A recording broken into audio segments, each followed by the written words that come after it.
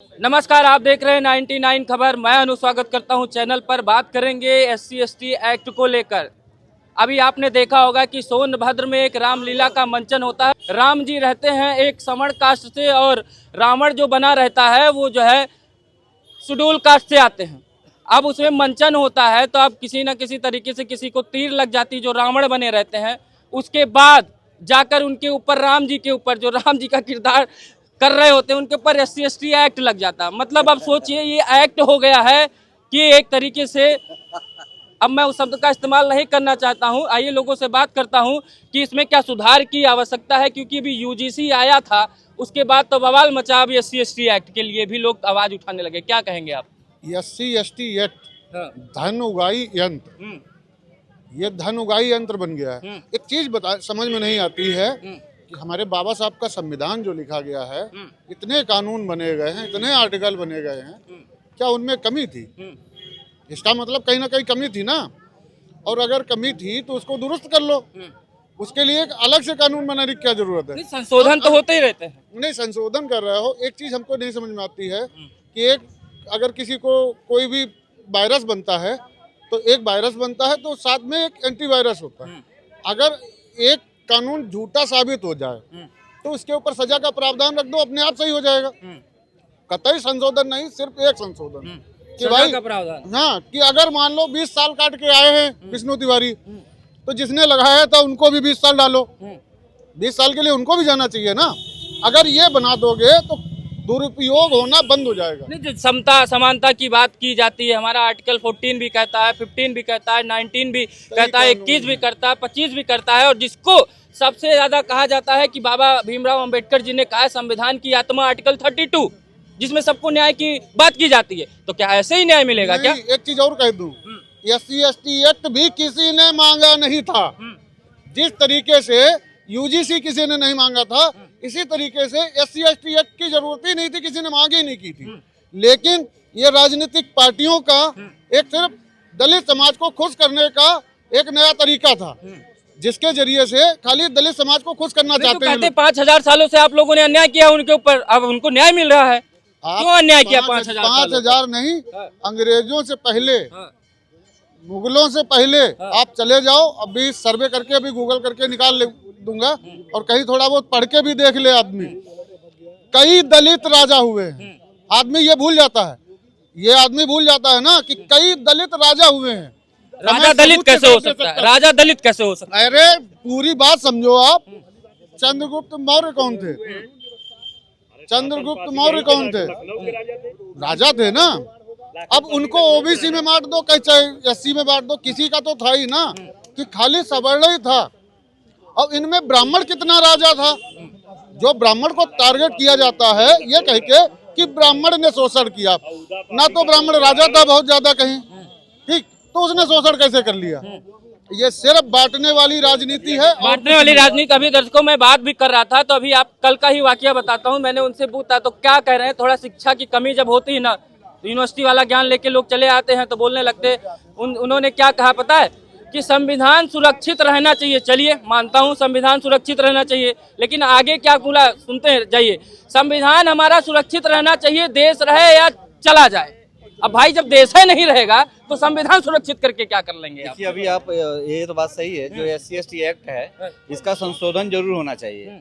जैसे हर चीज का संशोधन हो रहा है। 10 साल के लिए SC/ST एक्ट आया था, बहुत लोग ऊपर उठ गए। जो गरीब हैं वो गरीबे हैं, जो गरीब हैं आज भी वो गरीब हैं। देख रहे हैं, एक पाठक जी भी आए थे, वो पाठक हैं, वो उनके पैर में जूता नहीं है, चप्पल नहीं है, एक रुमाल मांग रहे थे घूम घूम के। सवर्ण है महाराज, वो सवर्ण है ना, वो अगड़े हैं। हाँ, अगले हैं, उनको एक रुमाल दिया गया। तो गरीब SC/ST में भी हैं, सवर्ण में भी हैं। गरीबों को होना चाहिए, आर्थिक आधार पे होना चाहिए। और जब भी मुझसे पूछा जाएगा, मैं जब भी बोलूंगा आर्थिक आधार पर, काश में इस समय होता, मैं वहाँ जहाँ पे था। आरक्षण तो आर्थिक आधार पे होता ही, कोई रोक नहीं सकता था उसको, क्योंकि मैं तो इसके बहुत खिलाफ हूँ। मैं देख रहा हूँ ना, कहते हैं कि वही मनुवादी वाले लोग ही बैठे हैं, इसलिए हमारी बात नहीं। अब तो सुप्रीम कोर्ट को भी कहने लगे कि मनुवादी वाले लोग वहाँ पे बैठे हैं, इसीलिए ये UGC बिल को रोक लगा दिया। अब इसके पहले जो हमारे चीफ जस्टिस थे वो कौन से धर्म, किस कास्ट से आते थे? फिर कहाँ से मनुधाम वाला हो गया? हाँ, ये तो बात सही है। अभी देखिए, परिवार देखिए ये जो चीजें है ना, ये जूता तो देखिए अभी ये जो बोल रहे हैं बहुत अभी थाली ले लेंगे बजाने लगेंगे, इनका काम है थाली बजाना। अभी मोदी जी बहुत पहले थाली बजा दी, अपने बजवाइए, आप अलग से बजाए क्या? अब हमको जो बजा रहे हैं हमको बजाने दीजिए। थाली वाला खत्म, मोदी जी वाला थाली खत्म हो गया, अब हम लोग बजाएंगे, उसको सुनिए। अब जहाँ देखो वहाँ थाली लेके बैठ जा रहे हैं। एक कहानी करे कुछ बोलिए, प्रिय हो गए। हाँ बस तो थाली लेके खड़ा हो जा रहे हैं। विरोध करने वाला समर्थक हो गया है और जो समर्थक था वो विरोधी हो गया। देखो अभी पंडित जी बोले कि दलित राजा नहीं होता है, और मैंने जो बताया कि दलित राजा पासी समाज से आते तो लाखन पासी उनका नाम था, वो लखनऊ के राजा हैं। जहाँ पे हम लोग लखनऊ में खड़े हैं, ये दलित राजा के क्षेत्र में हम लोग खड़े हैं। और ये मोदी जी आप बांटने का जो काम कर रहे हैं, हिंदुओं को बांटने का काम बंद कर दो, हिंदुओं को बांटने का काम बंद कर दो। मोदी जी कहाँ बांट रहे हैं? ये 80% है, इनको 80% रहने दो। 80 को तोड़ करके 20% में बांट के खत्म ना करो, हिंदू को एकत्रित रहने दो। अभी दलित समाज के लोग हमको कुछ बोलते हैं, भैया आप जो है हमारे खिलाफ बोल रहे हो। हमने कहा हम खिलाफ नहीं बोल रहे, हम लोग बैठ करके साथ में खाना खाते हैं कि नहीं खाते हैं।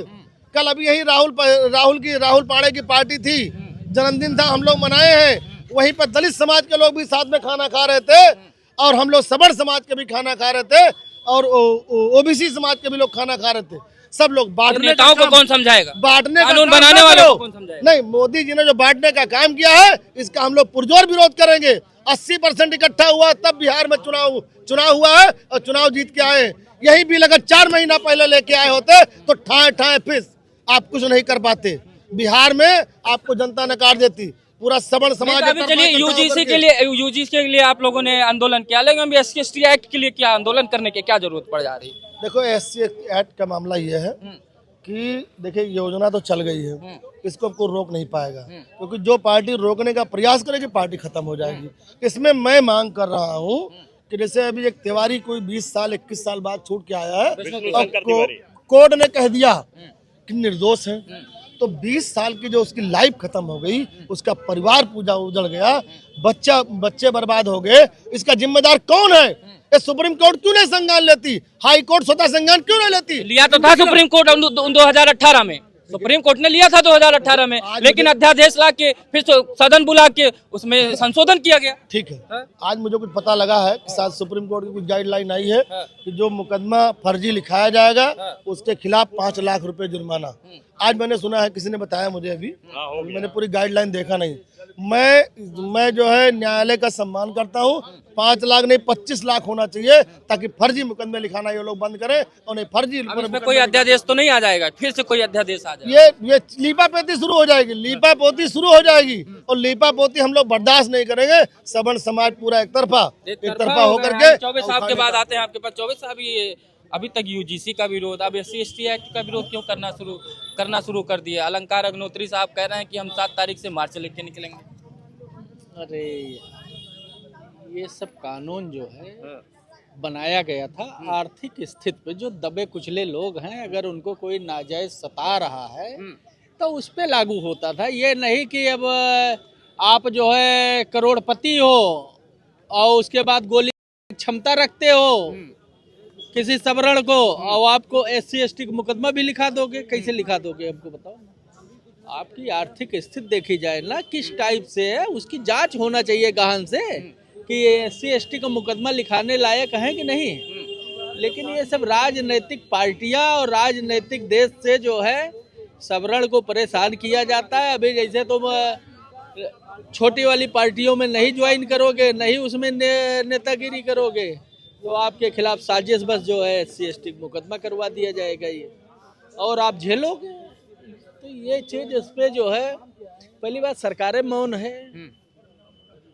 हम कह रहे हैं आर्थिक स्थिति पे जब BP सिंह ने आरक्षण भी लागू किया था कि ये जो है आर्थिक स्थिति के हिसाब से होना चाहिए, जिसकी उस लायक स्थिति हो आरक्षण देने लायक। तो मंडल कमंडल की राजनीति तो हुई थी ना उस दशक में?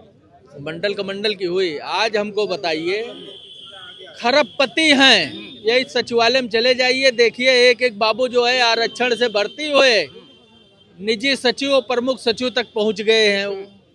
तो हमारे कहने का मतलब ये है कि इनके संपत्ति की जांच किया जाए, तब इनको SC ST का वो जो है वो आरक्षण दिया कह रहे जाए। हैं कि ज्यादातर तो यही एक ही वर्ग के लोग बैठे हैं, सारे मंत्रालयों में, सारे विभागों में, हर जगह यही बैठे हुए हैं। अभी आप यूनिवर्सिटियों की बात सुनिए, अभी यूनिवर्सिटी की बात उठाए, सारे BC क्यों, यही एक ही समाज के लोग, एक ही समाज के लोग। इसको हम कैसे मान ले कि बैठे हुए हैं? हाँ। आपका राष्ट्रपति कौन है, हमको बता दीजिए। ST कास्ट से हैं, आपका प्रधानमंत्री कौन है? OBC हैं। अब कहाँ बैठे हैं सवर्ण, हमको बता दीजिए। हाँ। हाई कमान तो वही चला रहे हैं सब। हाँ। किसको कहाँ बैठाना है? जब पढ़े लिखे नहीं हो तो कहाँ तुमको बैठा दिया जाए? आप तो जैसे 12 साल के होते हो तैसे 2000 रुपया डेली लावक चाहिए पैदा करके। और पंडित ठाकुर का लड़का 40-40 साल तक का पढ़ाई करते करते मर जाते हैं, उनका लाइफ तो उसी में खत्म हो जाता है। तब कहे अब जो सरकार आ गई उसमें भी नौकरी नहीं पाना है।